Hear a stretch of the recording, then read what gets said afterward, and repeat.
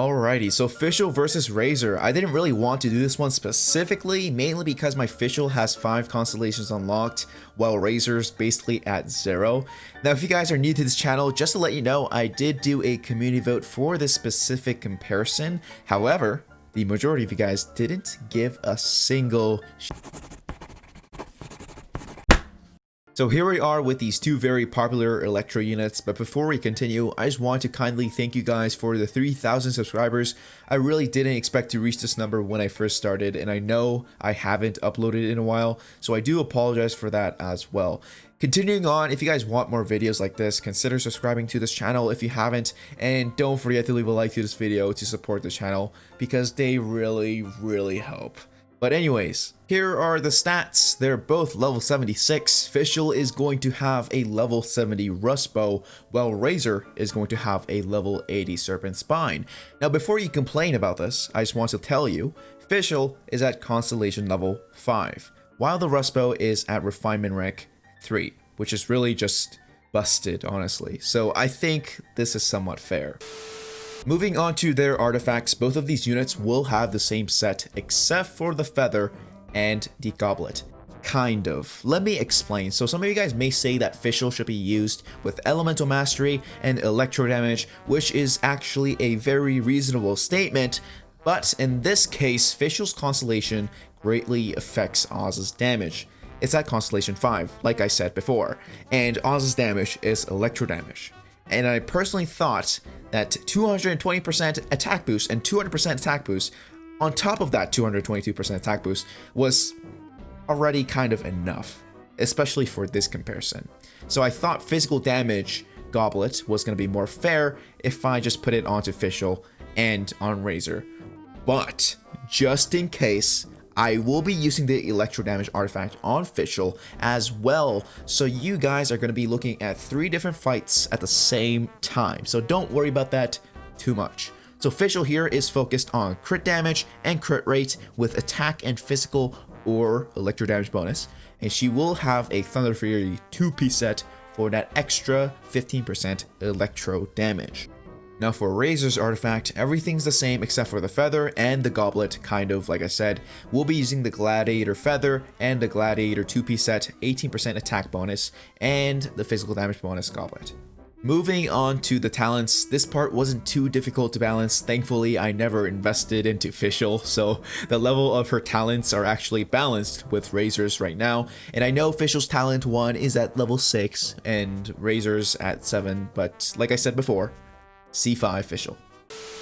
So that's pretty much it for their stats. Now let's move on to their teams. They will both have the same team for this video as well. So starting with Beidou, she's there for her Elemental Burst and Elemental Resonance, and that's it. Kea is here for the Cryo effect for Superconduct to reduce the enemy's physical defense, and his Q is just really useful in this case. Lastly, Barbara is just there to heal. I barely used her in this video, I think, so yeah, but that's the team. Lastly, for the test, these units will go up against the Cryo boss because I hate the Hydro boss, and we need to check who's better for bosses, so there you go. And after that, we'll use them against the Floor 4 Abyss stages because of the Electro Elemental advantage there, and after that, we'll use them against the Floor 8 Phase 1 Abyss mages. So that's pretty much it for the data. See you guys at the conclusion.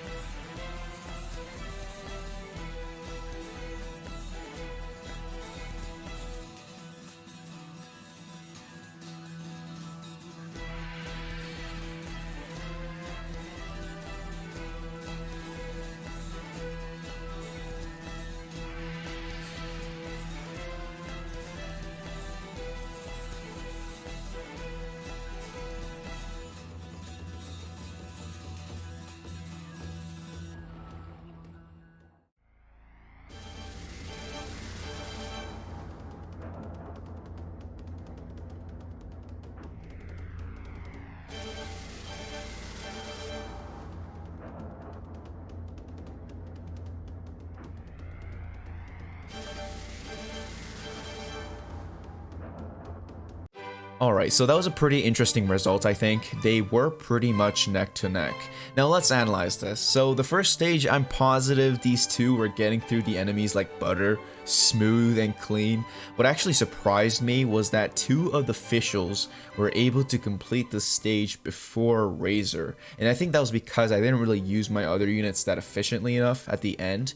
However, that is a flaw that you kind of have to get used to when you're using, playing Razor, due to the fact that you never really know whether the other units' elemental bursts are available or not. I usually tend to use Razor's Q whenever I can.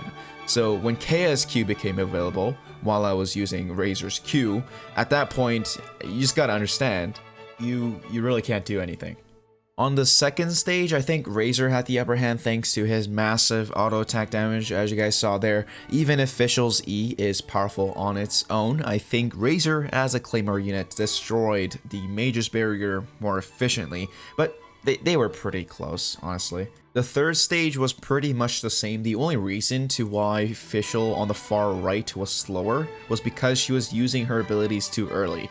But then again, that is kind of a flaw for Fischl too, I guess. If you use Fischl's Q, she's unable to activate her E, meaning she won't be able to deal that massive electro damage to get through the Mage's Barrier. But I still think this doesn't really affect too much for how people use Fischl, mainly because the majority just use her for support.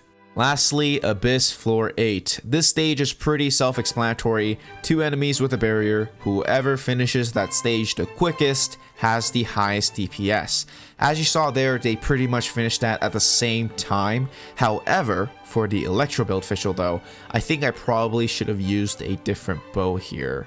I don't think the Rust bow goes well with the Electro build like at all, and I actually recognized this beforehand, so to give you guys an excuse to why I used the Rust bow for the Electro damage focus build, well, here's the thing. I have the Skyward Harp bow and the stringless bow. Now if you guys don't know what these do, let me explain. So the Skyward Harp basically increases my crit rate by 20% as a base stat, and the reason why I didn't use this was because it was a 5-star weapon and the ability on it was too broken to the point where it's not even fair. It's not even a competition for Razor.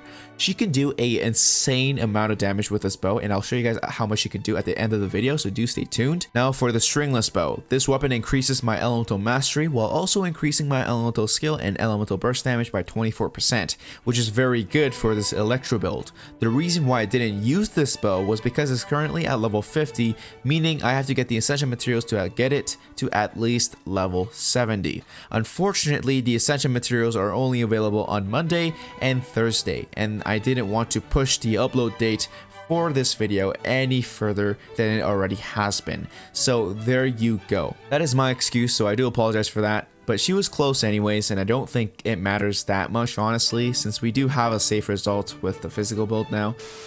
So that's pretty much it for this video. Hopefully you guys did enjoy. I am planning to do a Razor versus Kaching video. So if you guys want to see that video as soon as it comes out, make sure to leave a like and subscribe to this channel. And make sure to check out my Discord server too if you want to get in touch with me, since I'm pretty active there.